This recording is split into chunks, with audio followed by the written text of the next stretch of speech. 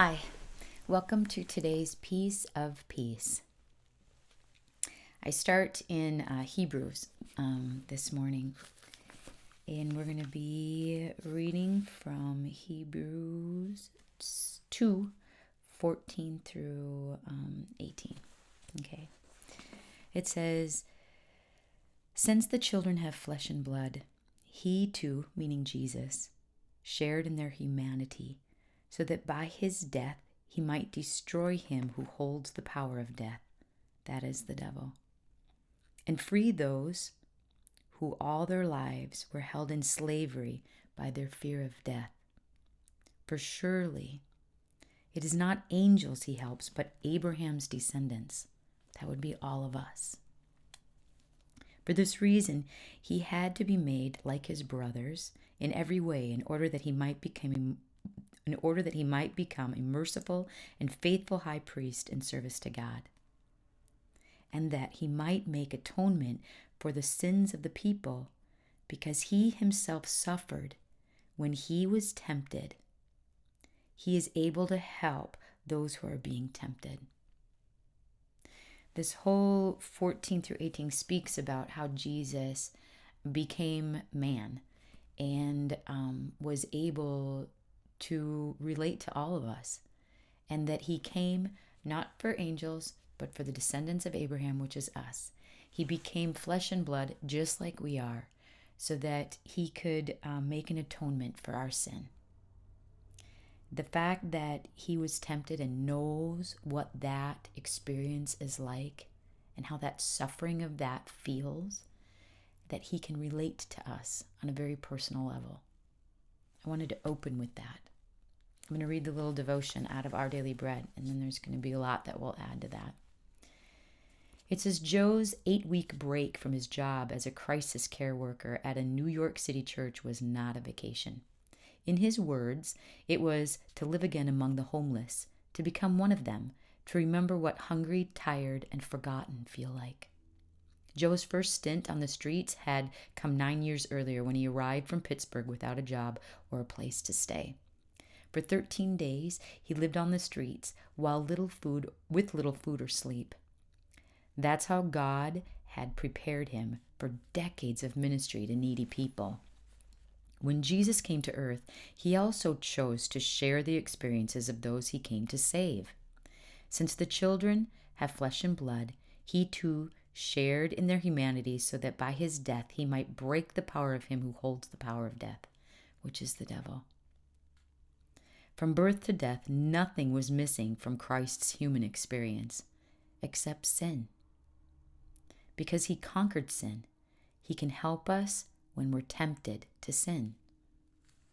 And Jesus doesn't need to reacquaint himself with our earthly cares. The one who saves us remains connected to us and is deeply interested in us. Whatever life brings, we can be assured that the one who rescued us from our greatest foe, the devil, stands ready to help us in our times of greatest need.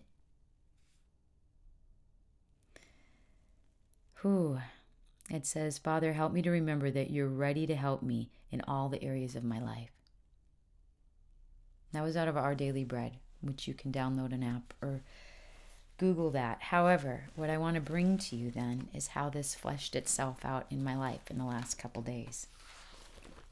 I'm going to bring you to a recollection from yesterday. I was kind of talking about how the Lord was speaking to me about how my spoken words have so much power, so that I needed to choose them wisely.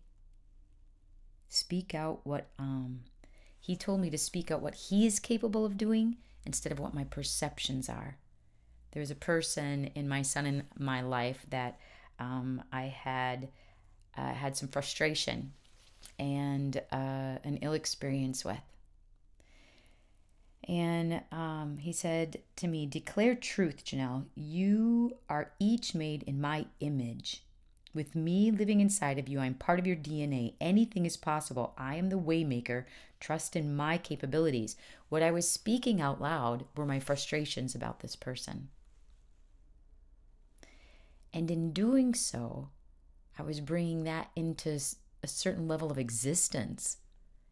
And he started to really work on my heart on what I was speaking and the power it had and what it was causing in his kingdom.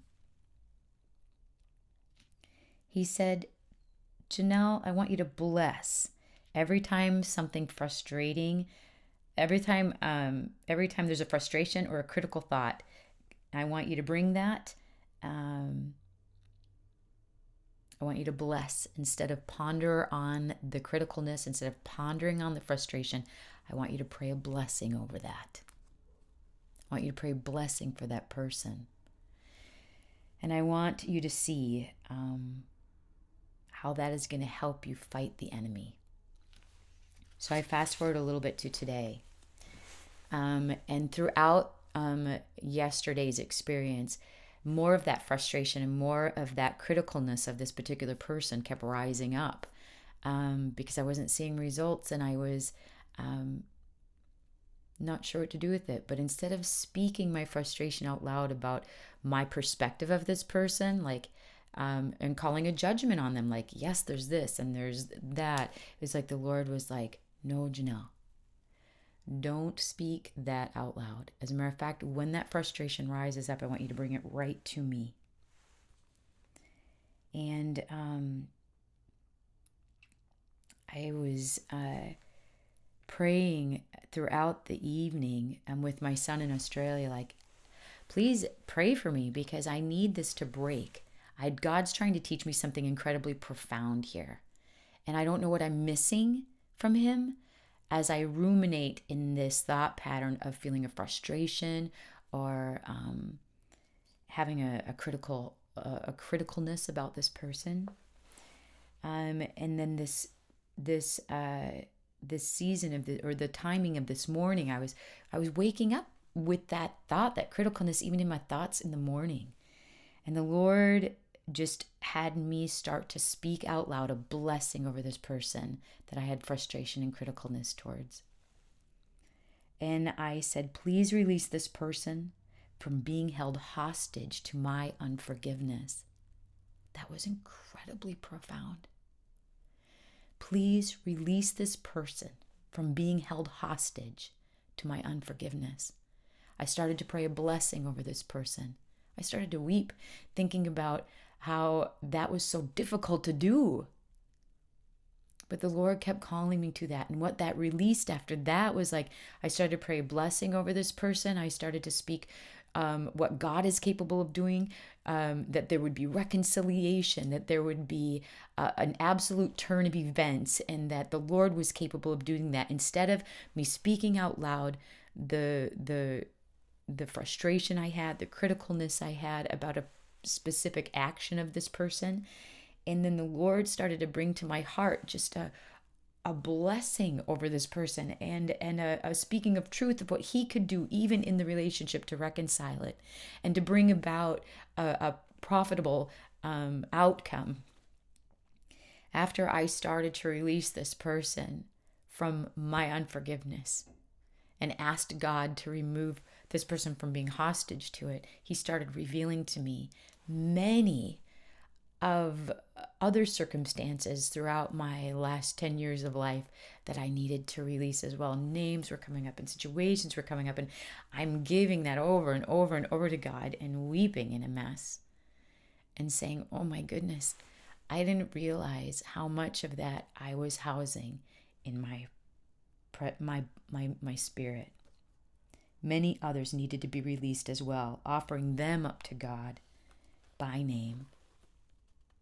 He says, Janelle, I want you to choose to bless. Whatever you bind here will be bound in heaven. Whatever you loose here will be loosed in heaven. And that was from Matthew 16:19. He was talking to Peter at the time, like, who do you say I am? He says, well, you're the Christ. And he says, I'm going to give you the keys of the kingdom of heaven. Listen to this.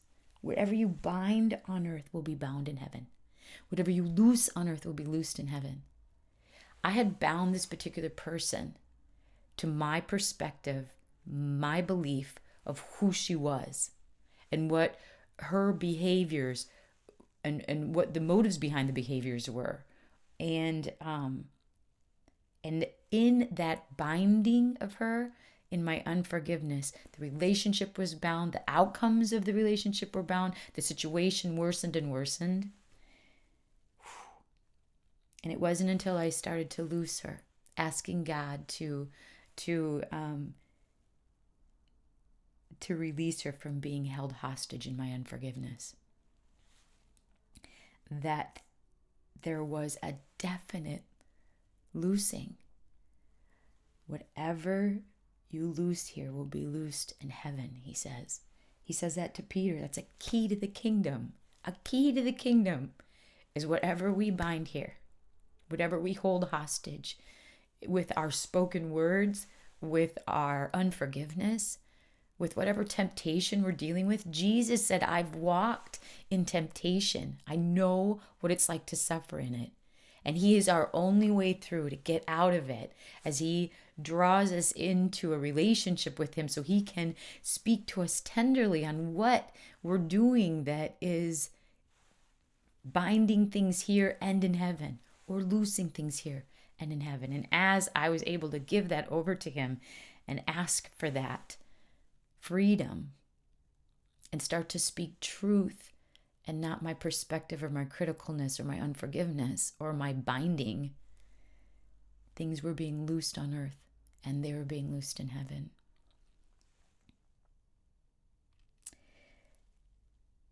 As I released her, as I blessed her, as I prayed for her, God released her. And the situation was brought to a resolve. I don't know what you're struggling with today, or what it is that maybe you've bound on earth that's been bound in heaven. But I do pray that the Lord can guide you. What is your temptation? What is the piece that you need to know that he knows temptation and he knows what you're going through, and he can guide you through to take what's been bound here? Is it your freedom? Is it your addictions? And he can help you to loose that here so it's loosed in heaven, so that more of his kingdom, more of his power can come through. I want to read a little bit in Jesus Calling. But before, I'm going to pray. Lord Jesus, I thank you that you guide us, that you direct us, that you know exactly what it feels like to be tempted. And Lord, I don't know what all of our temptations, mine was to be critical, was to speak about my frustrations. You're teaching me how powerful my words are, and you're teaching me how to loose things on earth so they can be loosed in heaven, instead of binding them up in my own perspective. I pray for freedom for many through this message. And I ask that you be glorified. This is Jesus Calling by Sarah Young.